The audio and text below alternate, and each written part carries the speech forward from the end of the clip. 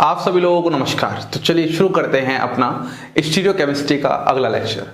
हम लोगों ने स्टीरियोकेमिस्ट्री में ऑप्टिकल आइसोमरिज्म स्टार्ट किया है और ऑप्टिकल आइसोमरिज्म में अभी तक हमने introduction part, polarimeter experiment, asymmetric centre, फिर रिप्रेजेंटेशंस किस किस तरीके से हम रिप्रेजेंट कर सकते हैं एसिमेट्रिक सेंटर को, और लास्ट में हमारे पास है इंटरकन्वर्जेंस, जो कि बहुत इंपॉर्टेंट टॉपिक था। अब उन सबको सीखने के बाद हमारे पास जो अगला टॉपिक है वो हमारे पास है नेमिंग।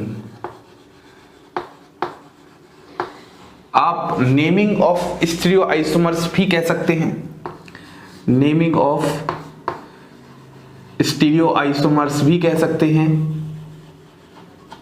या फिर आप इसी को कॉन्फ़िगरेशन भी कह सकते हो। अब अगर मैं यहां से थोड़ा सा क्लासिफिकेशन के रिगार्डिंग बात करना स्टार्ट करूं, थोड़ा सा हम अगर बैकग्राउंड डेवलप करें, तो हमारे पास कॉन्फ़िगरेशन दो प्रकार की होती है। एक जो कॉन्फ़िगरेशन होती है वो होती है हमारे पास रिलेटिव कॉन्फ़िगरेशन। एक कॉन्फ़िगरेशन हमारे पास कौन सी होती है? Relative configuration. और जो दूसरी कॉन्फ़िगरेशन हमारे पास होती है वो होती है absolute configuration. Absolute configuration. Clear है? अब देखो जरा ध्यान समझना, अगर मैं रिलेटिव टर्म की बात कर रहा हूं तो सिंपल सी बात है, यह डिपेंडेंट होगा, यह कोई इंडिपेंडेंट नहीं है। रिलेटिव किसी के रिस्पेक्ट में हम बात करते हैं।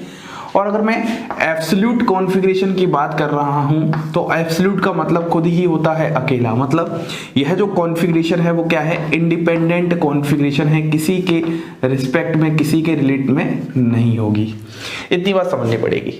ये जो रिलेटिव कॉन्फ़िगरेशन होती है इसी को हम लोग बोलते हैं DL नेमिंग, या फिर DL नोटेशन कह सकते हो आप लोग इस तरीके से। और यहां पर ये जो एब्सोल्यूट होती है इसी को हम कहते हैं RS नोमेनक्लेचर या RS नेमिंग। पॉइंट समझ में आ रहे हैं क्या?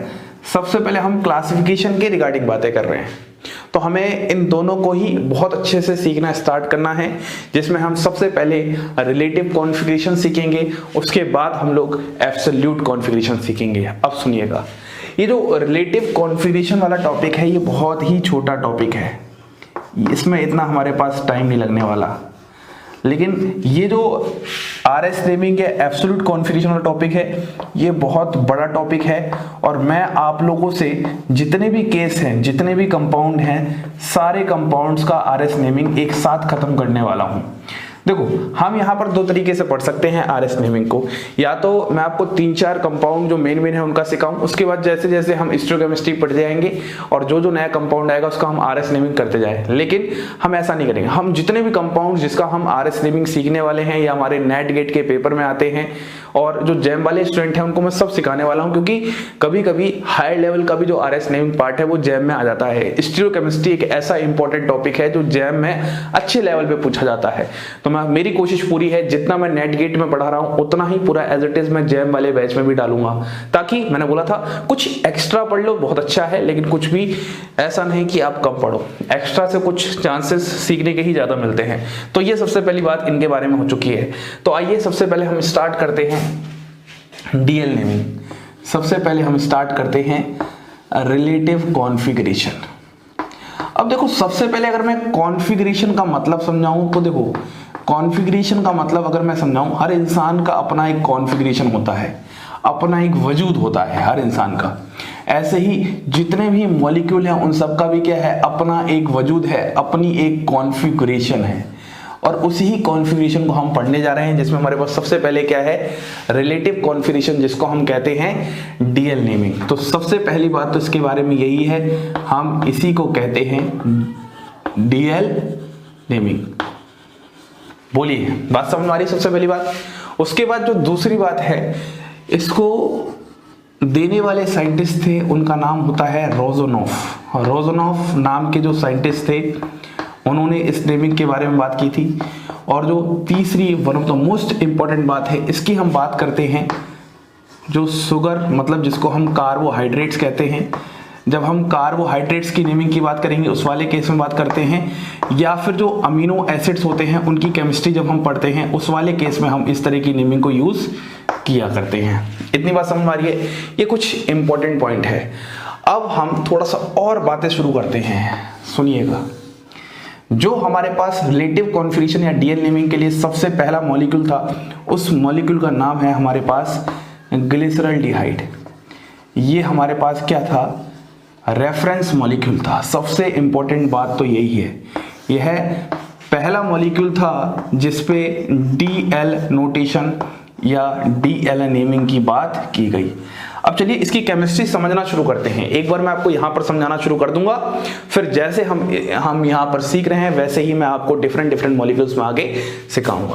देखो, अगर मैं सबसे पहले ग्लिसरॉल्डिहाइड की बात करता हूं तो आपके पास ग्लिसरॉल्डिहाइड का स्ट्रक्चर होता है कुछ ऐसा, CHO CHOH और यहां पर होता है CH2OH। इस तरीके से होता है आपके पास ग्लिसरॉल्डिहाइड। तो सबसे पहले तो रोज़नोफ नाम के साइंटिस्ट ने बोला था कि जो भी हमारे पास मॉलिक्यूल है उस मॉलिक्यूल को हमें फिशर फॉर्म में रिप्रेजेंट करना है। तो यहां से एक बात बहुत इंपॉर्टेंट निकल के आ गई है कि जो हमारे पास रिलेटिव कॉन्फिगरेशन है या डीएल नेमिंग है, ये पूरी की पूरी नेमिंग फिशर रिप्रेजेंटेशन में ही दी जाती है। मतलब इसके लिए सिर्फ फिशर रिप्रेजेंटेशन ही यूज करते हैं। उन सभी रिप्रेजेंटेशन जितना हमने पढ़ा था उसमें से सिर्फ फिशर रिप्रेजेंटेशन की ही बात करते हैं। तो कुछ याद आया? मैंने आपको बोला था कि 4 रिप्रेजेंटेशन पढ़ते हैं लेकिन सबसे ज्यादा इंपॉर्टेंट जो दिल के करीब है वो कौन सी है? फिशर। तो पहला कारण ये है। कारण ये इसलिए है क्योंकि हमें पता है जो डीएल नेमिंग है या फिर रिलेटिव कॉन्फिगरेशन है वो सिर्फ फिशर रिप्रेजेंटेशन में ही दी जा सकती है। तो हमें फिशर रिप्रेजेंटेशन के बारे में सब कुछ पता होना चाहिए। तो सबसे पहले रोज़नोफ नाम के साइंटिस्ट ने बोला था इस मॉलिक्यूल को सबसे पहले फिशर फॉर्म में रिप्रेजेंट करना पड़ेगा। जब मैं इस मॉलिक्यूल को फिशर फॉर्म में रिप्रेजेंट करने चलूंगा तो फिशर फॉर्म में रिप्रेजेंट मैं कुछ इस तरीके से करूंगा, ध्यान देखना। यहाँ पर एक एसिमेट्रिक सेंटर है, जरा ध्यान से देखो ये वाले कार्बन को, तो ये एक एसिमेट्रिक सेंटर है और एक एसिमेट्रिक सेंटर के लिए इस तरह से प्लस बनाते हैं। सबसे टॉप पर होता है most oxidised group. Fischer representation की कुछ खास बातें हैं जो मैंने आपको उस समय नहीं भी बताई थी, तो अभी भी पता आप कर सकते हो। हमेशा सबसे पहले टॉप मोस्ट पे होता है मोस्ट ऑक्सीडाइज्ड ग्रुप और वर्टिकल लाइन पे ही maximum number of carbon atoms को दर्शाती हैं। हमने जो उस समय सीखा था वो हमने ये सीखा था हॉरिजॉन्टल लाइन टुवर्ड्स ऑब्जर्वर होती है इस तरीके से और vertical line away from observer होती है। बोलिए, वो बात बहुत जरूरी थी। लेकिन अब कुछ और नया सीखते हैं। जो फिशर रिप्रेजेंटेशन होती है वो ये बताती है, बात लिख भी सकते हो, सबसे टॉप मोस्ट पे मोस्ट ऑक्सीडाइज्ड ग्रुप होता है और वर्टिकल लाइन पे ही maximum number of carbon atom lie करनी चाहिए। तो अगर इस बात को लेके हम चलें तो यहां पर हमारे पास क्या आ जाएगा? CH2OH आ जाएगा। बस ये अगर आपने दर्शा दिया तो आप OH और H है कहीं पर भी लगा सकते हो इस तरीके से। अब यहां से हमारे पास कॉन्सेप्ट या फंडा कह सकते हो वो यहां से जनरेट होता है। एक्चुअली रोज़नोफ साइंटिस्ट ने बोला था जो वर्टिकल लाइन है वो फिक्स्ड है, लेकिन अगर मैं हॉरिजॉन्टल लाइन के एटम या ग्रुप ऑफ एटम को चेंज करूंगा तो मेरे पास डिफरेंट कॉन्फ़िगरेशन मिलेगी, जिसको एक को मैं D कह दूंगा और एक को मैं L कह दूंगा। जब आपके पास सेकेंड लास्ट कार्बन, देखो ये लास्ट कार्बन है, ये सेकेंड लास्ट कार्बन है, सेकेंड लास्ट कार्बन पर यदि OH ग्रुप जो है यदि वो राइट साइड है तो इसका नाम हमारे पास आ जाता है कैपिटल D। क्या नाम आ जाता है? Capital D। वहीं पर यदि सेकंड लास्ट कार्बन पर OH ग्रुप लेफ्ट साइड में होता तो उसका नाम आ जाता हमारे पास कैपिटल L। क्या इतनी बात समझ में आ रही है? और यहां पर अगर मैं इसकी प्लेन पोलराइज्ड लाइट के प्रति बात करता हूं तो ये प्लस में रोटेट करता है। अगर मैं OH को लेफ्ट में लेके आ जाऊंगा तो वो किस में करेगा? राइट में करेगा। मतलब यहां से हमारी स्टार्टिंग होती है डीएल नेमिंग की। तो डीएल में डीएल क्या है? एक तरीके से हम बोलेंगे जो सेकंड लास्ट कार्बन होता है उस पर जो OH की पोजीशन होती है अगर वो राइट साइड है तो क्या होगा? Capital D। यदि वो लेफ्ट साइड है तो क्या होगा? Capital L। तो चलिए थोड़ा सा और इस टॉपिक को आगे बढ़ाते हैं। इंटरेस्टिंग का टॉपिक, बहुत सारा इंटरेस्टिंग इसमें बात है ना, सीखते हैं। तो हम डीएल नेमिंग की बात कर रहे थे और डीएल नेमिंग की बात में अभी तक हम लोगों ने ये बात कर रखी थी कि जो हमारे पास डीएल नेमिंग है उसका हमारे पास जो रेफरेंस मॉलिक्यूल है वह रेफरेंस मॉलिक्यूल का स्ट्रक्चर हमारे पास किसका होता है? ग्लिसरॉल्डिहाइड का होता है। तो एक बार मैं फिर से बनाता हूं, इस तरीके से होता है CHO CHOH CH2OH, और इसी को हम लोग नाम देते हैं ग्लिसरॉल्डिहाइड। अब फिर से मैं एक बार वही बात करता हूं कि रोज़नोव साइंटिस्ट ने कहा था कि इस स्ट्रक्चर को हमें फिशर फॉर्म में दर्शाना है, तो चलिए फिशर फॉर्म में दर्शाते हैं। तो अगर आप इस तरीके से फिशर फॉर्म में दर्शाओगे तो यहाँ पर टॉप मोस्ट पे क्या होगा, मोस्ट ऑक्सीडाइज ग्रुप, यहाँ पर OH राइट में आएगा H, और यहाँ पर क्या आ जाएगा CH2OH। ऐसे ही एक और पॉसिबिलिटी हो सकती है CHO ग्रुप, इस बार OH आपके पास कहाँ आ जाए, लेफ्ट हैंड साइड आ जाए, और यहाँ पर CH2OH और H। अब जरा ध्यान समझने की कोशिश करना, यहाँ पर अगर आप जरा ध्यान से देखोगे इस वाले को, सेकंड लास्ट कार्बन एटम को देखो, ये है आपके पास, और इस वाले में भी आप क्या करो, सेकंड लास्ट कार्बन एटम पर देखो। यहाँ पर रोज़नोव साइंटिस्ट ने बोला था वर्टिकल पोजीशन पर जो भी ग्रुप होते हैं वो सब फिक्स्ड होंगे, हॉरिजॉन्टल ग्रुप में सेकंड लास्ट कार्बन पर ग्रुप के इंटरचेंज करने से जो कॉन्फ़िगरेशन मिलेगी वो रिलेटिव कॉन्फ़िगरेशन कहलाएगी, और वो कैपिटल T कैपिटल L होंगी। मतलब यहाँ पर जो OH है वो कहाँ है, राइट साइड है, तो इसलिए इसका नाम आ गया कैपिटल T, और यहाँ पर OH कहाँ है, लेफ्ट साइड, इसलिए इसका नाम आ गया कैपिटल L। इसका जो रोटेशन होता है वो प्लस में आता है, प्लस का मतलब मैंने आपको दिखाया था क्लॉकवाइज, और इसका जो रोटेशन होगा टुवर्ड्स PPL प्लेन पोलराइज्ड वो क्या होगा, माइनस होगा।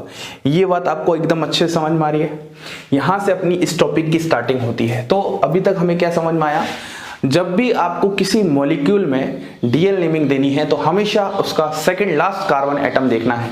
तो हम लोग कॉन्सेप्ट चेक करते हैं, हमारा कॉन्सेप्ट क्या आ गया अभी तक। अगर हमें कभी भी DL नेमिंग करनी है तो सबसे पहले क्या करना है, सेकंड लास्ट कार्बन एटम देखना है, second last carbon atom.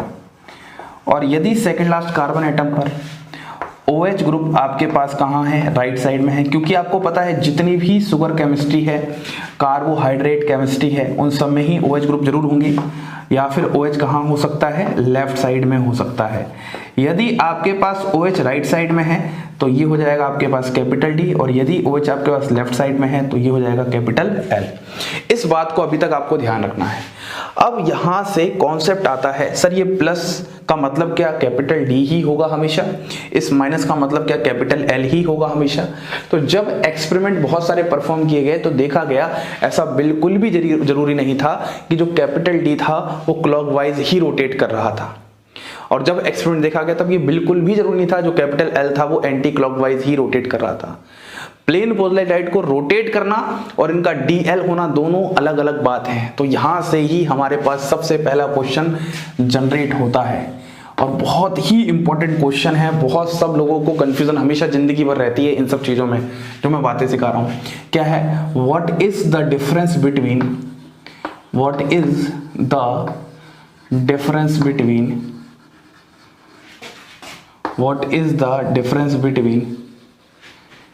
Capital D and small d, इसी तरीके से capital L and small l। ये है बहुत इंपॉर्टेंट बात है। आपको पता है इस प्लस को हम लोग स्मॉल d से भी दर्शा सकते हैं, और इस माइनस को हम लोग स्मॉल l से भी दर्शा सकते हैं। स्मॉल d का मतलब होता है डेक्स्ट्रो रोटेटरी, और स्मॉल l का मतलब होता है लीवो रोटेटरी। याद करो हमारा इंट्रोडक्शन वाला लेक्चर जब मैं आपको पोलरीमीटर एक्सपेरिमेंट समझा रहा था, डेक्स्ट्रो और लीवो जस्ट रोटेशन ऑफ PPL को समझाते हैं। तो अब अगर हम बात करते हैं तो हम ये बोलेंगे जो D एंड L होते हैं ये रिलेट करते हैं, relate towards optical behaviour of molecule towards PPL लिख लो, या फिर सिंपल आप ऑप्टिकल बिहेवियर ऑफ मॉलिक्यूल लिख दो, या फिर ऑप्टिकल एक्टिविटी ऑफ मॉलिक्यूल्स की बात कर सकते हो। ऑप्टिकल एक्टिविटी ऑफ मॉलिक्यूल जो स्मॉल d और कैपिटल L है, मतलब स्मॉल d और स्मॉल l है, ये बताते हैं कि वहां पर जो प्लेन पोलराइज्ड लाइट है वो किस तरीके से रोटेट होगी, एंटी क्लॉकवाइज होगी या क्लॉकवाइज होगी, मतलब राइट होगी या लेफ्ट होगी। तो ऑप्टिकल एक्टिविटी ऑफ मॉलिक्यूल बताते हैं, ठीक है। और हमने ये भी बात की थी कि हम कभी भी किसी मॉलिक्यूल को देखकर स्मॉल d और स्मॉल l नहीं बता पाएंगे, क्योंकि वह तो एक एक्सपेरिमेंटल कॉन्सेप्ट है, ये पूरा का पूरा एक एक्सपेरिमेंटल कॉन्सेप्ट है। जब आप एक्सपेरिमेंट करोगे तभी पता चलेगा कौन सा मॉलिक्यूल स्मॉल डी है और कौन सा मॉलिक्यूल स्मॉल एल है। हाँ, लेकिन ये बात पक्की है, यदि हमें कोई एक्सपेरिमेंट करके ये बता दे कि ये मॉलिक्यूल स्मॉल डी है तो उसका जो मिरर इमेज होगा तो वह पक्का क्या होगा, स्मॉल एल होगा। ये सब बातें हम धीमे धीमे आगे बढ़ेंगे। अब यहाँ पर अगर मैं capital D and capital L की बात कर रहे हैं तो कैपिटल डी और कैपिटल एल क्या बतलाता है, यह बतलाता है कॉन्फ़िगरेशन। अब कॉन्फ़िगरेशन बोले तो whether OH is right side, whether OH is right side और लेफ्ट साइड, यही बतलाता है हमारे पास capital D and capital L. बोलिए, बात समझ में आ रही है? समझाइए, बात समझ में आ रही एकदम अच्छे से। यह बतलाता है configuration where OH is right side और लेफ्ट साइड। बहुत बढ़िया, इतनी बात समझ में आ रही है तो ये बहुत ही प्यारा क्वेश्चन था। अब यहीं पर हमें एक बात और समझनी है नोट में, कि अगर आप जरा ध्यान से देखोगे कैपिटल डी और कैपिटल एल, इन जरूर तो ध्यान देखना। आपने हमेशा शीशा तो देखा है जिंदगी में, मिरर तो देखा होगा, और आप मिरर इमेज का थोड़ा बहुत तो कॉन्सेप्ट जानती होगी। वो बात अलग है, मैं आपको मॉलिक्यूल में एकदम डिटेल में मिरर इमेज का कॉन्सेप्ट सिखाऊंगा एकदम स्टार्टिंग में। लेकिन अगर मैं दोनों की बारे में बात करता हूं तो आप बता सकते हो क्या ये आपस में मिरर इमेज हैं?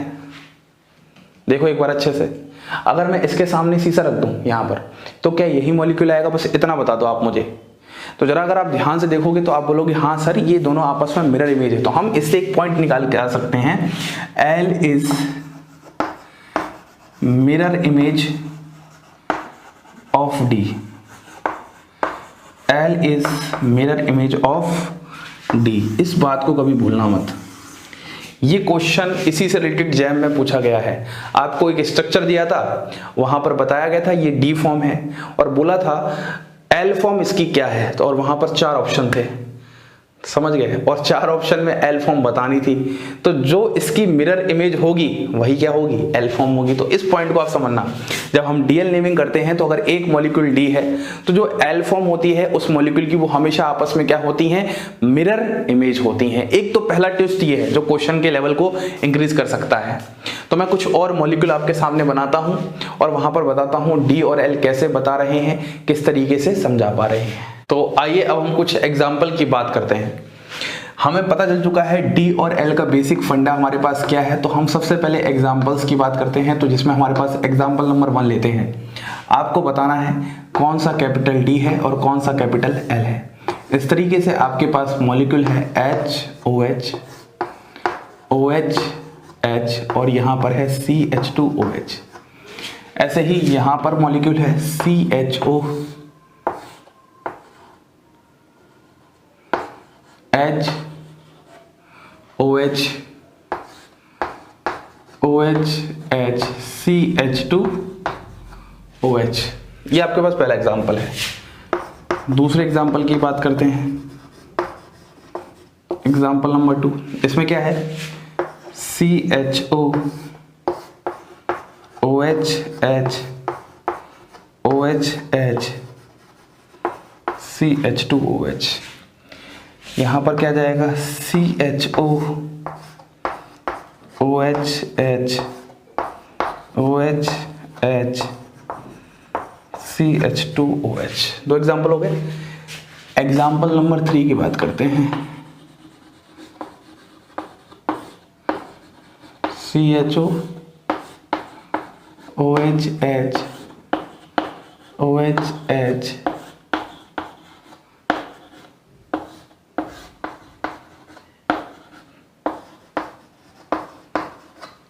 ठीक है, एक ये एग्जाम्पल है।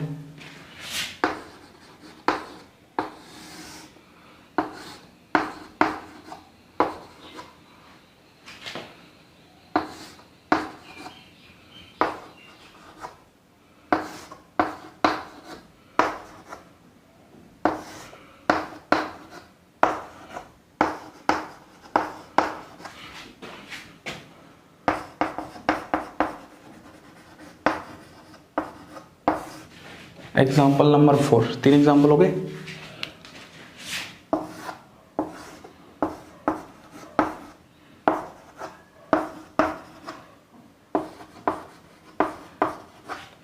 चार एग्जाम्पल हैं आपके सामने, बेहतरीन एग्जाम्पल हैं सारे के सारे। आपको यहां पर DL नेमिंग के बारे में बताना है। चलिए शुरू करते हैं। सबसे पहले से आप देखना स्टार्ट करो। कैसे बताओगे? आपके दिमाग में सिर्फ ग्लिसरॉल्डिहाइड मॉलिक्यूल के बारे में चलना चाहिए, जो रेफरेंस मॉलिक्यूल है। सबसे पहले आपको सेकंड लास्ट कार्बन एटम देखना है, और उस पर अगर OH राइट साइड है तो कैपिटल D और लेफ्ट साइड है तो कैपिटल L। तो जरा इतने से पार्ट को देखो, और आप यहां पर सेकंड लास्ट कार्बन पर ग्रुप देखो।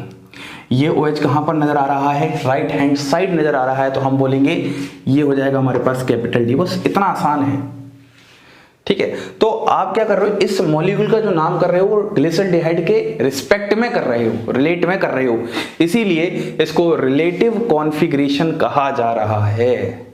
बात समझ में आ रही?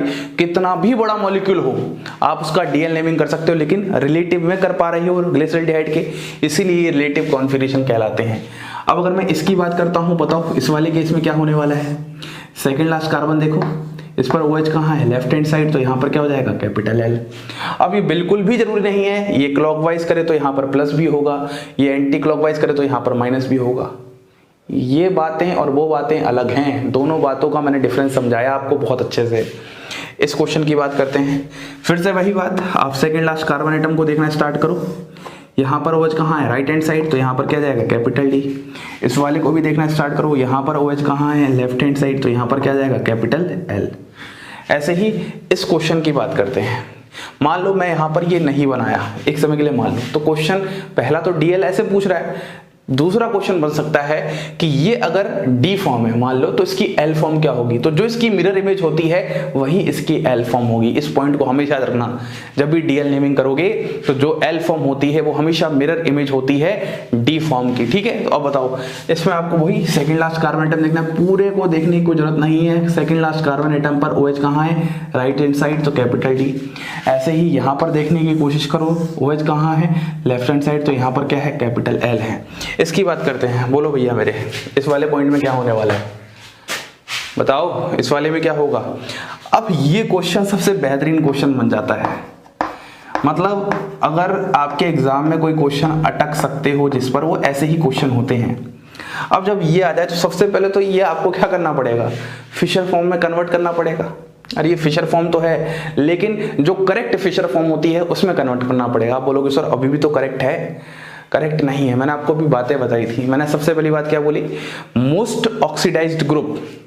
आप एक समय के लिए ये समझ लो, मोस्ट ऑक्सीडाइज का मतलब होता है जहां पर ऑक्सीजन सबसे ज्यादा उसके साथ रहे हों, उसको बोलते हैं मोस्ट ऑक्सीडाइज। अब ऑक्सीजन 1 2 ऐसे अगर देख रहे हो तो वो तो दिख जाएगा, लेकिन single bond oxygen, double bond oxygen, तो डबल बॉन्ड ऑक्सीजन वाला ज्यादा ऑक्सीडाइज्ड माना जाता है। मतलब यदि ये अल्कोहल है और ये एल्डिहाइड, तो एल्डिहाइड एक मोस्ट ऑक्सीडाइज्ड ग्रुप है एज कंपेयर टू अल्कोहल, क्योंकि वहां पर एल्डिहाइड पर क्या है? कार्बन डबल बॉन्ड ऑक्सीजन है, और यहाँ पर अल्कोहल में क्या है? कार्बन सिंगल बॉन्ड ऑक्सीजन है। तो ये सब थोड़ा सा ऑर्गेनिक केमिस्ट्री का ऑक्सीडेशन स्टेट का फंडा है, तो घबराने की बिल्कुल भी यहाँ पर जरूरत नहीं है।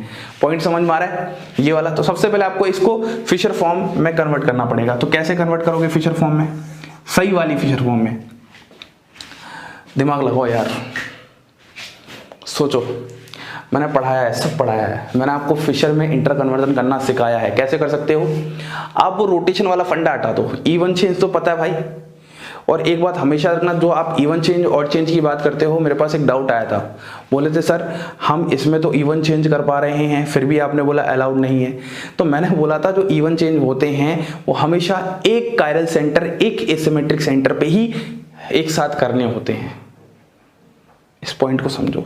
आप दो अलग अलग एसिमेट्रिक सेंटर पे, एक एसिमेट्रिक सेंटर पे एक चेंज कर रहे हो, दूसरे एसिमेट्रिक सेंटर पे एक चेंज कर रहे हो, तो एक का मतलब एक मिलके दो नहीं होगा, उसको इवन नहीं बोलोगे। आप एक एसिमेट्रिक सेंटर की बात कर रहे हो। पॉइंट समझ में आ रहा है? उस एक एसिमेट्रिक सेंटर पर लगातार दो चेंज होंगे तब इवन चेंज माना जाएगा।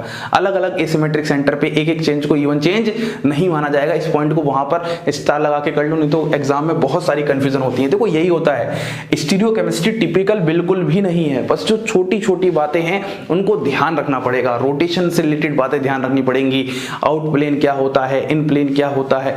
अगर मैं इस तरीके से बता रहा हूं तो ये ये इन द प्लेन है। अगर मैं ऐसे उठा के ऐसे ला रहा हूँ, वैसे तो था ही, उठा के ऐसे ला रहा हूँ तो ये आउट ऑफ प्लेन होता है। किससे क्या चेंज आएगा, क्या बातें होंगी, ये सब बातें बहुत अच्छे से क्लैरिटी होनी चाहिए।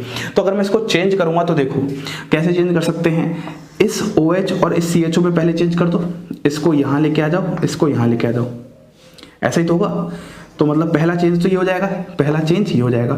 फिर जब OH आएगा तो OH को फिर यहाँ पर कर दो। क्यों ऐसा क्यों कर रहे हो? पहले चेंज में CHO तो ऊपर चला गया मानता हूं, लेकिन ऑड चेंज हमेशा कॉन्फ़िगरेशन बदल देता है। बोलिए, तो आपको कम से कम 2 चेंज करने पड़ेंगे वही बनाने के लिए, क्योंकि इवन चेंज में कॉन्फ़िगरेशन नहीं बदलती है। तो यहाँ पर क्या हो जाएगा, यहाँ पर CHO आ जाएगा, यहाँ पर OH आ जाएगा, यहाँ पर H आ जाएगा, यहाँ पर CH2OH आ जाएगा। पहला चेंज तो ये हो गया, फिर OH और H का चेंज होगा तो दूसरा चेंज ये होगा। हमेशा इवन चेंज करना है यदि आपको फिशर में, उसी की फिशर में इंटर कन्वर्ट करना है सही तरीके से। तो सबसे पहले तो ये पता भी होना चाहिए कि फिशर सही क्या होता है। मोस्ट ऑक्सीडाइज ग्रुप ऊपर होता है और वर्टिकल पर हमेशा कार्बन एटम्स ही दर्शाते हैं। अब ये बन चुका है, अब आप आसानी से बता सकते हो सेकंड लास्ट कार्बन एटम देखो और यहाँ पर OH कहाँ है, राइट हैंड साइड, तो कैपिटल D। बहुत प्यारा क्वेश्चन था ये। फिर से सोचिए, हमने OH को इसके साथ बदल दिया। आप बोलोगे सर बस एक चेंज में CHO आ तो गया ऊपर। अरे भैया एक चेंज से फिर चेंज भी तो हो जाएगा। मैंने बोला था ऑड चेंज कभी अलाउड नहीं होता, हमेशा इवन चेंज अलाउड होता है फिशर में। याद करो 2 रूल समझाए थे मैंने, इवन चेंज ही अलाउड होता है फिशर में, ऑड चेंज कभी अलाउड नहीं होता। तो ये सारी बातें हमारे पास कार्बोहाइड्रेट केमिस्ट्री में डीएल नेमिंग से रिलेटेड हैं। अब हम थोड़ी सी बात और कर लेते हैं अमीनो एसिड से रिलेटेड, क्योंकि हमारे पास डीएल नेमिंग की 2 जगह एप्लीकेशन होते हैं। एक तो कार्बोहाइड्रेट केमिस्ट्री जो कि समझा दिया, दूसरा बोलिए डीएल नेमिंग का होता है अमीनो एसिड्स में। तो अमीनो एसिड्स का भी सेम फंडा वैसा ही है, लेकिन जिस तरीके से यहाँ पर ग्लिसरॉल्डिहाइड लिया गया है उस तरीके से वहां पर सेरिन लिया गया है। सेरिन मॉलिक्यूल है उसको रेफरेंस लिया गया है, तो उन पे थोड़ा सा हम लोग समझते हैं। तो आइए अब हम बात कर लेते हैं अमीनो एसिड से रिलेटेड। पॉइंट को समझना बहुत ध्यान से। अगर हम अमीनो एसिड से रिलेटेड बातें कर रहे हैं, अमीनो एसिड की नेमिंग है हमारे पास, तो सबसे पहले हम लोग एक बात समझते हैं आखिरकार अमीनो एसिड क्या रहे हैं। थोड़ा सा बैकग्राउंड वगैरह समझते हैं। यदि हमारे पास प्रोटीन है और हम प्रोटीन का क्या करते हैं, हाइड्रोलिसिस करते हैं, ठीक है, हाइड्रोलिसिस करते हैं, तो यहां पर हमारे पास मिलता है पॉलीपेप्टाइड। यदि पॉलीपेप्टाइड का फिर हम हाइड्रोलिसिस करते हैं तो यहां पर हमारे पास मिलता है पेप्टाइड। और यदि हम पेप्टाइड का हाइड्रोलिसिस करते हैं, पेप्टाइड का हाइड्रोलिसिस करते हैं तो हमारे पास मिलता है अमीनो एसिड। तो कहने का मतलब हम कह सकते हैं जो अमीनो एसिड है वो क्या है, मोनोमर है। अमीनो एसिड क्या है हमारे पास, मोनोमर है। और जो प्रोटीन है वो हमारे पास क्या है, पॉलीमर है। बोलिए, प्रोटीन हमारे पास क्या है, पॉलीमर है, और अमीनो एसिड क्या है, मोनोमर। ये बेसिक एक आइडिया था। तो अब कुल मिला के हम टॉपिक पर आ चुके हैं अमीनो एसिड पर। तो अमीनो एसिड क्या होता है, अमीनो एसिड एक ऐसा कंपाउंड होता है जहां पर कार्बोक्सिलिक एसिड वाला फंक्शनल ग्रुप भी होता है और अमीन वाला फंक्शनल ग्रुप भी होता है। मतलब ये आपके पास क्या है, अमीन फंक्शनल ग्रुप है, और यहां पर ये आपके पास क्या है, कार्बोक्सिलिक एसिड फंक्शनल ग्रुप है। तो एक ऐसा कंपाउंड जिसमें अमीन फंक्शनल ग्रुप भी है, कार्बोक्सिलिक एसिड फंक्शनल ग्रुप भी है, उसी को बोलते हैं अमीनो एसिड। और इस अमीनो एसिड का नाम होता है ग्लाइसिन। और ये जो ग्लाइसिन होता है ये क्या होता है, सबसे छोटा, स्मॉलेस्ट अमीनो एसिड। सबसे छोटा अमीनो एसिड हमारे पास ग्लाइसिन ही होता है। और सबसे इंपॉर्टेंट बात, इस पर कोई भी कायरल सेंटर नहीं है। कायरल सेंटर मैंने आपको बताया है, एसिमेट्रिक सेंटर बताया है, जहां पर sp3 हाइब्रिडाइज्ड कार्बन होना चाहिए और उस पर 4 ग्रुप अलग होने चाहिए। लेकिन यहाँ पर H और H सेम ग्रुप है, इसलिए ये कायरल सेंटर नहीं है। तो एक पॉइंट हम यहाँ पर नोट कर सकते हैं अपनी जानकारी के लिए, all naturally occurring amino acids और नेचुरली occurring amino acids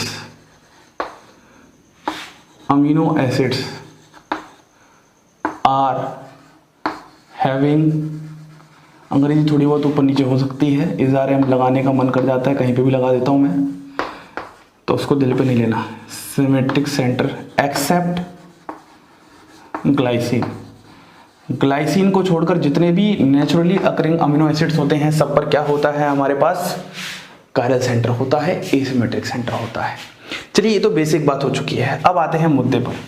हम जिस रेफरेंस मॉलिक्यूल की बात कर रहे हैं वह रेफरेंस मॉलिक्यूल आपके पास होता है सेराइन।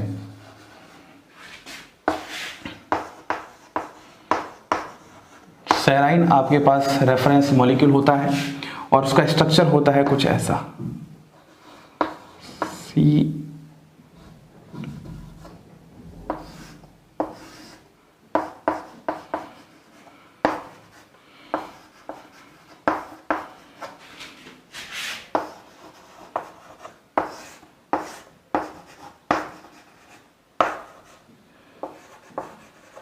जिस तरीके से हम कार्बोहाइड्रेट केमिस्ट्री में OH ग्रुप की बात करते थे उसी तरीके से हमें यहाँ पर NH2 ग्रुप की बात करनी है। तो फिर से अगर आप सेकंड लास्ट कार्बन एटम पे देखोगे तो NH2 हमारे पास लेफ्ट हैंड साइड है तो ये capital D, right hand side है तो कैपिटल D हो जाएगा, और NH2 हमारे पास यहाँ पर लेफ्ट हैंड साइड है तो ये कैपिटल L हो जाएगा। बस यही फंडा है, इतना आपको ध्यान रखना है और कुछ भी ध्यान नहीं रखना। वहाँ पर हम OH ग्रुप देखते थे कार्बोहाइड्रेट केमिस्ट्री में, यहाँ अमीनो एसिड में हम NH2 ग्रुप देखते हैं। बात लेकिन वही है, सेकंड लास्ट कार्बन पर NH2 ग्रुप यदि राइट साइड है तो कैपिटल D होगा, NH2 ग्रुप यदि लेफ्ट साइड है तो कैपिटल L होगा। ये बात आपको बस ध्यान रखनी है। यही मुझे अमीनो एसिड्स की डीएनए नेमिंग से रिलेटेड कुछ बात बतानी थी। अब इससे कितना भी बड़ा मॉलिक्यूल आप बना लो, अगर आपके राइट हैंड साइड पर NH2 है तो कैपिटल D होगा, अगर लेफ्ट हैंड साइड पे NH2 है तो कैपिटल L होगा। एक पॉइंट और लिख देते हैं, all naturally occurring amino acids